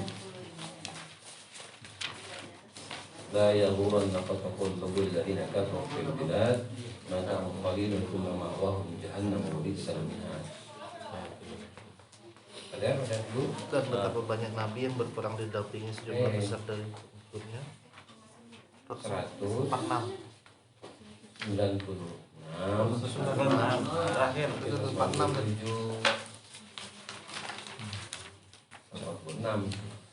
Sama sekali orang yang terbayar. Berdasarkan sangat terberdaya oleh kegiatan orang-orang kafir yang bergerak di seluruh negeri. Jadi kita jangan terperdaya dengan kekayaan orang, ya, dengan apa yang dia punya. Biasa saja, gak kelebihan. Kenapa? Karena itu memang udah jatah dia.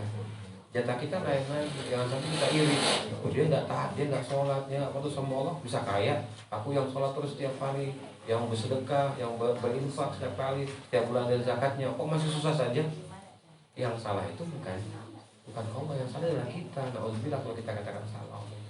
Kenapa? Sudah ada jatahnya. Gak bisa disamaratakan. Gak bisa sama. Kenapa? Karena kita terpukau dengan hartanya. Iya kan? Kita kan melihat sesuatu itu yang sudah terjadi, yang sudah berhasil. Coba bagaimana ketika dia berusaha? Sama juga dia susah. Contoh, surat ke-28 ayat ke-78 sampai 82. Surat Al-Qasas surat ke-28 ayat 78 sampai 82.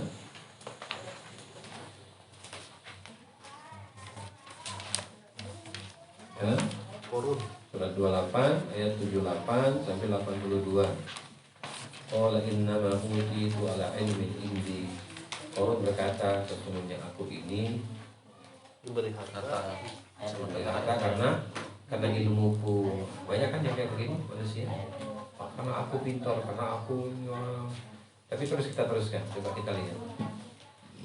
Apa kata Allah di ayat 78 itu? Membinasakan umat-umat sebelumnya. Yang lebih kuat daripadanya dan lebih banyak. Berarti kan ada yang lebih kaya dan lebih kuat daripada Korun. Kira-kira ada nggak yang sekarang kayak model ini? Yang lebih daripada Korun dan lebih daripada sebelumnya? Tidak ada. Kenapa? Karena yang lebih itu kan yang pernah hidup di masa Nabi. Nah, kita kan tidak di masa Nabi, berarti di bawah itu. Ujiannya pun juga di bawah itu. Artinya apa? Artinya Korun saja dihancurkan oleh Allah.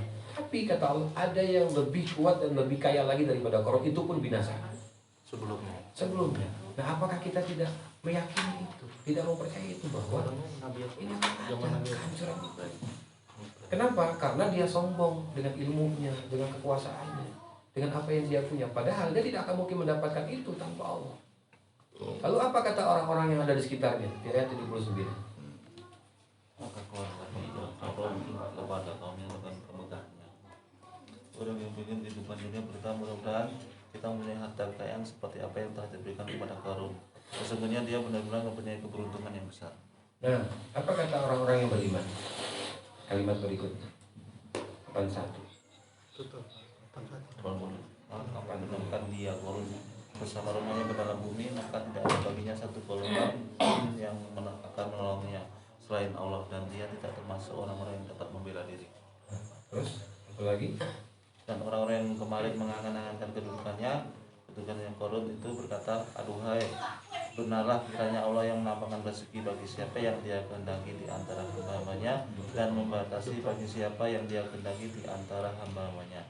Sekiranya Allah tidak melimpahkan karunia-Nya kepada kita, tentu Dia telah membenamkan kita pula. Duhai, benarlah kiranya tidak akan beruntung orang-orang yang mengingkari nikmat Allah. Coba kita lihat di situ. Jadi dia menyesal.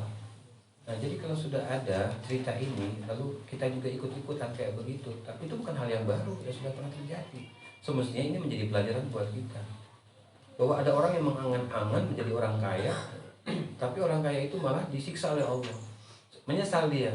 Nah, kalau ini terjadi sekarang, itu terlambat. Kenapa? Karena sudah ada cerita sebelumnya yang lebih besar daripada itu, yang lebih besar daripada itu. Nah, jadi ini gambaran yang Allah berikan ya kepada kita, kemudian ibu sekalian, bahwa sebenarnya kita jangan sampai terpukau dengan panca indera kita dalam melihat sesuatu dunia. Ya karena mobilnya bagus, belum tentu. Mobil yang bagus itu juga ada masalah dia dibanding mobil yang bagus. Walaupun kita punya mobil yang butut misalnya, alhamdulillah. Kenapa? Karena kalaupun ditabrak juga ada masalah, lecet juga ada masalah.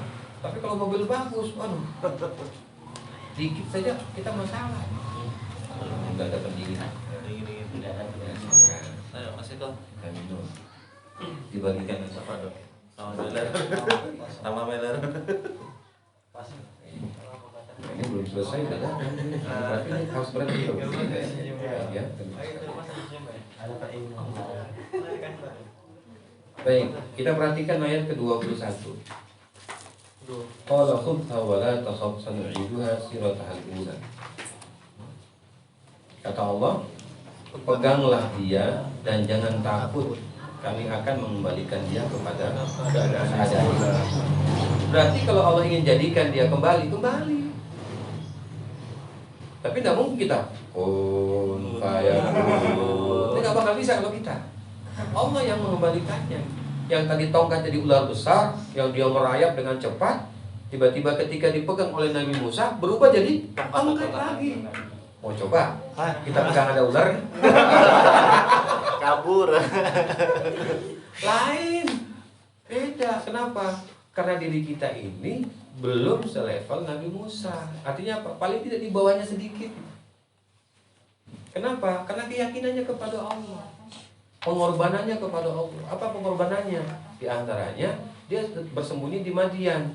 Ketika dia ke Madian bertemu dengan dua gadis yang sedang menunggu giliran dombanya untuk meminum air di sumur. Yang sumur itu banyak laki-laki. Dia lihat bukan karena gadisnya, tapi karena apa? Ini orang dari tadi nggak bergerak. Ini dua perempuan ini ada apa? Rupanya dia ingin mengambil air buat dombanya, tapi nggak bisa. Dibantu oleh Musa. Setelah nyaman si domba ini, dua wanita ini pulang ke rumahnya, ngadu sama ayahnya. Tadi ada laki-laki besar, badannya ganteng, yang telah menolong kami. Datang lagi karena perintah ayahnya. Fulan, orang asing, ayah kami memanggilmu. Kenapa ayah kalian memanggilku? Karena engkau sudah membantu kami untuk memberikan air dengan domba-domba yang tadi kami bawa. Silakan ke rumah kami. Nggak usah lama, Kalau bahasa kita kan gitu. Oh salah tadi, pokoknya ikhlas lah, mau ikhlas gitu. Ayolah. Karena yang mengajak itu wanita cantik. Jangan gitu. sampai jadi. Tapi Nabi Musa nggak kepikir ke situ. Kalau kita kepikir benar. Kepikir benar gitu. Nabi Musa nggak kepikir yang begituan. Kenapa? Ya sudah, datanglah dia ke ayah si wanita ini. Dia tidak sadar bahwa dia bertemu dengan seorang nabi yang bernama Syuaib. Maka Nabi Syuaib ini menawarkan, mau tidak engkau bekerja denganku? Kenapa? Karena engkau ini lagi dalam keadaan bingung mau kemana. Ya, bekerja denganku 8 tahun, tapi kalau engkau ini sampai 10 tahun bekerjanya engkau genapkan, maka aku akan memberikan anakku dan hartaku kepada. Kira-kira berubah nggak niat tadi? Kalau kita Berubah. walaupun sudah punya.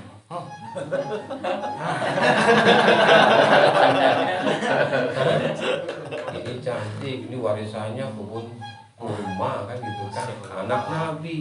Langsung kali 2 pula. Tidak boleh. Oh, Satu saudara tidak boleh dalam satu kali. Tidak boleh. Boleh satu. Kalau turun ranjang nggak apa-apa. Yang satu meninggal, ya turun dia. Apa? Kalau dalam satu waktu diharamkan. Jadi satu saudara. Akhirnya apa? Kerja dia selama 10 tahun. Dapatlah maharnya disediakan oleh mertua, dikasih anaknya, dikasih lagi para domba, ya warisan kebun kurma dapat, dikasih pembantu, lengkapnya hidup ini. Mulai menghayal kita, siapa yang ada dak sumur yang kosong, di situ ada orang yang sedang membalakan kambing. Iya, katanya yang punya kambing laki-laki. Anak-anak lagi semua. Nah, jadi Bapak dan Ibu yang dirahmati Allah, kita lihat di sini bagaimana psikologi Nabi Musa ketika mendapati kondisi ini. Nah, tentu tidak diceritakan tentang beliau lari tadi seperti yang dikatakan di awal bahwa beliau lari dari apa ketakutan ini, tapi beliau malah diam di tempat. Nah, ini ceritanya yang berbeda karena apa? Karena sisi kenyamanan itu Allah berikan kepada Nabi Musa untuk tidak lari dari kenyataan di sini. Padahal permasalahan yang akan dihadapi oleh Nabi Musa ini sangat berat untuk Ibu sekalian. Mengapa ini terjadi? Karena nuansa ketenangan, kedamaian itu yang ada pada diri Nabi Musa itu tidak dicampuri dengan kesyirikan kepada Allah. Ya sudah, dia pasrah aja, kembalikan kepada Allah. Nah, sebetulnya kita juga seperti itu. Kalau kita punya masalah, jangan kita kembalikan dengan masalah itu, tetapi kita kembalikan dulu kepada Allah, agar Allah nanti yang akan menyelesaikan masalah kita. Kembali dulu kepada Allah. Apa kalimatnya? Inna lillahi wa inna ilaihi raji'un. Ya Allah, ini datang darimu dan pasti akan kembali kepadamu ya Allah. Aku minta jalan keluar atas masalah ini ya Allah. Ya. Tapi sayangnya kadang-kadang kita tidak kayak gitu. Ya kita udah dengan masalah itu saja. Ya, kepada Allahnya kurang, di dalam hati kita masih ada keraguan akan Allah. Ini tinggal 2 menit lagi ya Allah, 3 menit lagi ya Allah. Gimana cara? Ya kita minta aja sama Allah dulu. Kenapa? Kita berusaha secara manusia mentok semua. Secara pribadi kita juga nggak bisa. Ya sudah, kepada Allah. Siapa tahu tiba-tiba hujan, orang itu nggak datang.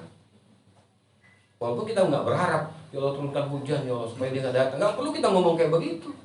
Allah punya cara untuk menahan sesuatu yang akan bisa jadi mudarat bagi hambanya yang dia cintai.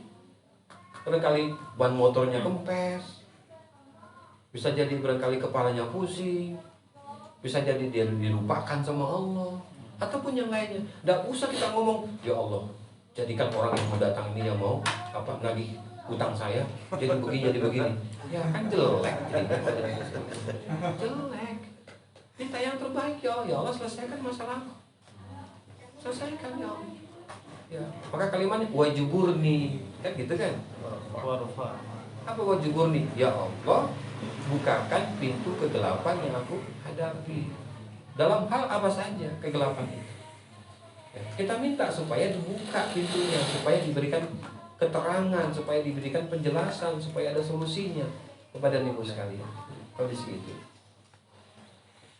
Maka ketika Nabi Musa memegang ular, dia gak takut. Kenapa? Karena dia sudah yakin sama Allah. Allah yang memerintahkan. Tiba-tiba ketika dia pegang, jadi taubat. Nah, karena kita ini awalnya memang tidak apa? Tidak yakin kepada Allah yang memang pada dasar ini bukan tongkat asalnya, tapi memang ular. Kita pegang, ya tetap jadi ular. Salah. Kalau Nabi Musa kan memang tongkat dia. Jadi tongkat kembali setelah ular. Ini enggak, ini ular kita pegang supaya jadi tongkat. Ini berlebihan namanya, udah sekalian. Kenapa? Ini kan udah ngayal. Berlebihan ngayalnya. Dan sekalian. Ya berlebihan. Maka ditutup oleh Allah di ayat ke-22 dan 23. Apa kata Allah? Watmum yadaka ila janahika takhruj bayda'a min ghayri su'in ayatan ukhra linuriyaka min ayatina al-kubra. Nah, mukjizat yang kedua, Allah perintahkan kepada Nabi Musa untuk meletakkan tangannya ke ketiak beliau.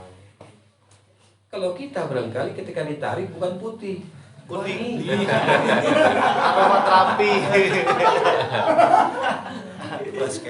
wangi. Ya. Tapi karena Nabi Musa ini diperintahkan oleh Allah untuk meletakkan tangannya di ketiak, kan kalimatnya begitu kan? Waqum yadaka ila janahik. Letakkan tanganmu ke dalam ketiakmu, di bawah ketiakmu. Takhruj bayda'a min ghayri su'. Maka ketika engkau tarik, engkau keluarkan tangannya dari ketiakmu, maka dia akan berwarna Bercahaya. ya, bercahaya, putih dia. Ya. Jadi kalau kita coba-coba nggak bakal bisa. Panas saya. Apa artinya? Orang bisa pingsan dibuatnya.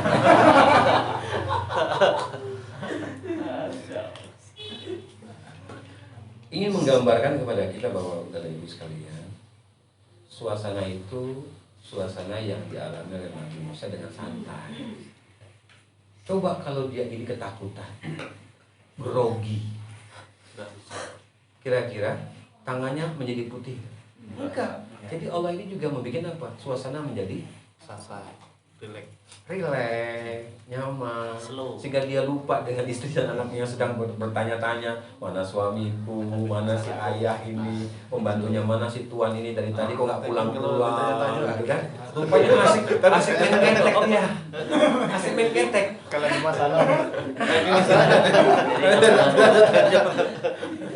Asik main ketek, asik. Tapi kalau kita perhatikan bagi orang-orang yang sudah menikah, ketek ini sesuatu yang indah. Ya, tapi situ saja. Tapi situ saja pokoknya. Nah, itu bahas masalah fikih. Ya, bahas masalah fikih. Nanti itu terserah di rumah lah itu ya. Jadi penasaran. Mengapa demikian? Karena suasananya kan suasana malam. Malam kan? Kalau siang nggak mungkin. Apa cahayanya? Tapi karena ini malam, artinya apa? Ketika dia keluarkan tangannya bercahaya, karena di situ juga kan ada cahaya, ada api. Makanya kenapa bercahaya tangannya? Artinya apa? Ingin menyatakan bahwa tangan ini penuh dengan cahaya. Maka jangan dikotori sehingga nanti dia gelap cahayanya. Jadi jangan kita berpikir cahaya itu tiba-tiba terang kayak lampu, bukan. Artinya apa? Ini tangan ini penuh dengan cahaya nanti. Apapun yang dia pegang semuanya bercahaya. Semuanya berkah. Allah. Dipegang orang itu jadi sering naik dia dari sisi apa? Pancaran negatif ke pancaran positif. Yang tadi dia tidak yakin menjadi yakin dengan izin Allah. Yang tadi barangkali usahanya seret menjadi apa? Dimudahkan. Nah, tangannya ini yang kita butuhkan. Kenapa? Karena tangan yang barangkali penuh dengan zikirnya, tasbihnya, tahmidnya, kebaikannya, ketulusannya. Tangan ini. Tangan itu. Maka terkadang kita suka memuliakan tangan seseorang. Ya, terlepaslah itu apakah itu orang tua kita, apakah kakak kita, apalagi seorang ulama misalnya kan gitu. Nah, itu tidak salah kalau kita cium. Kenapa? Menghormati orang, tapi tidak berlebihan. Ya tidak berlebihan nih. Kalau berlebihan ya salah nanti. Yo, kamu Sampai tidur. Tapi ces. Ustadznya bening, video apa?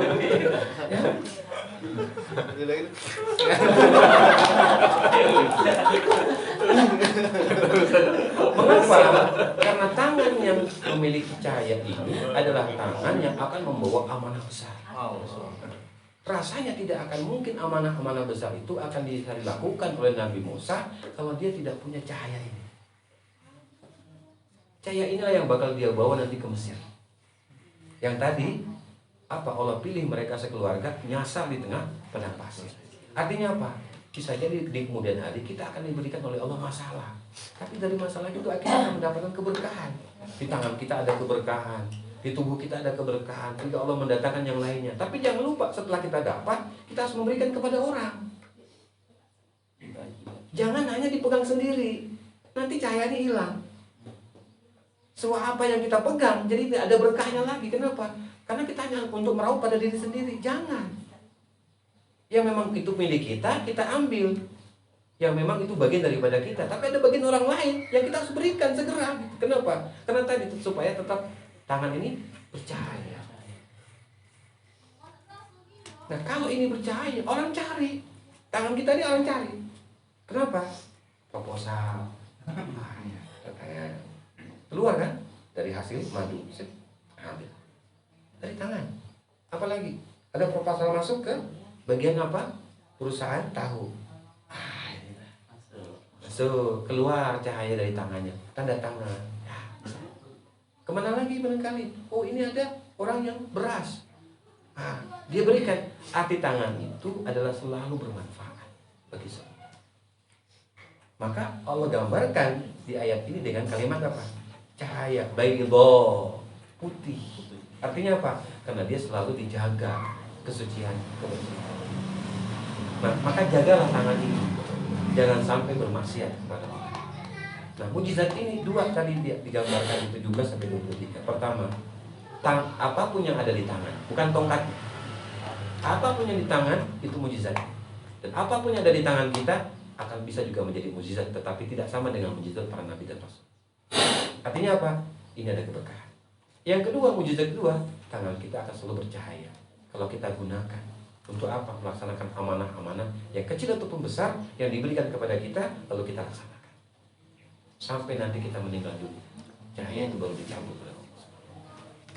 Nah, baik, saudara ibu yang dirahmati Allah, untuk sementara waktu ini barangkali pembahasan yang kita bisa bahas, insya Allah di waktu yang lain kita akan melanjutkan pembahasan kita. Kalau ada di antara masyarakat yang silakan. Kita ada air dinginnya yang di belakang belum dapat. Dingin sama yang dingin. Masih kotor. Ini,